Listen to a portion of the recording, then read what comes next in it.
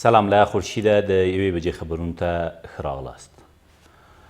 تر راتلونکي یوه ساعته پورې به د افغان کرکټ ملي لوبډله په نړیوال جام سیالیو کې خپله 15مه لوبه د انګلستان پر وړاندې پیل کړي.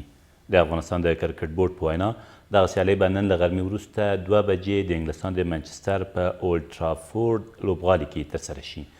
افغان ملي لوبډلې تر دې مخکې استرالیا، سریلانکا، نیوزیلند او سویلي افریقا ته خپلې لوبې بایللې دي.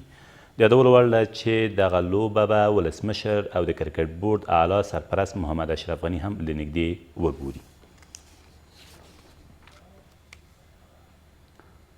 په هرات کې د یوې ټرافیکي پیښې له امله 2 کسانو خپل ژوند له لاسه ورکړ او 3 نور ټپیان دي. دغه پیښه نن سهار د زاول ولسوالۍ د لارې په اوږدو کې د 2 موټرو د ټکر له امله رامنځته شوې ده. د هرات امنیه قمندان زیاتوي د ټپیانو روغتیایي وضعیت ښه دی. په پکتیا کې د یوې چاودنې له امله 4 کسان ټپیان شول. دغه پیښه نن سهار نږدې 8 بجې د زرمت ولسوالۍ په بازار کې په یوې کراچۍ کې د ځای پر ځای شوي ماین د چاودنې له امله رامنځته شوې ده. د پکتیا د امنیه قمندانۍ مسؤلین زیاتوي په ټپیانو کې یوه ښځه هم شامله ده.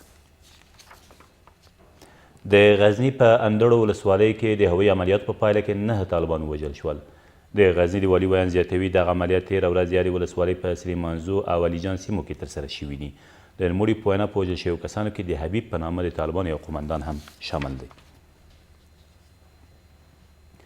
د برټانیې لومړي وزیر له ولسمشر غني سره په کتنه کې وویل حکومت یې په افغانستان کې د رڼو او سراسري ټاکنو ملاتړ کوي او له افغان ځواکونو سره هم خپلو همکاریو ته دوام ورکوي.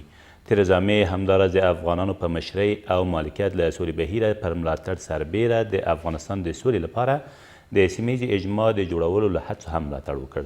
ښاغلي غني هم په دې کتنه کې په افغان سولې بهیر کې د سیمه ییزې اجماع د جوړولو په خاطر د برټانیې حکومت رول مهم او ارزښتناک وبله او همداراز یې په ډاګه کړه چې راتلونکي ولسمشر ټاکنې به پر ټاکلي وخت په رڼه ډول ترسره شي.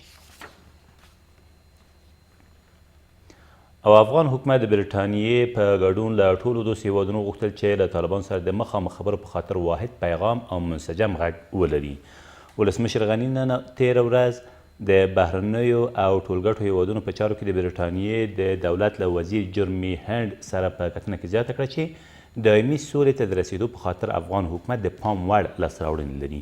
ښاغلي هند هم په دې کتنه کې چې په لندن کې د ولسمشر په استوګنځي کې ترسره شوه وویل هیواد د دایمي سولې د ټینګښت په برخه کې له افغان حکومت سره هر ډول همکارۍ ته چمتو دی.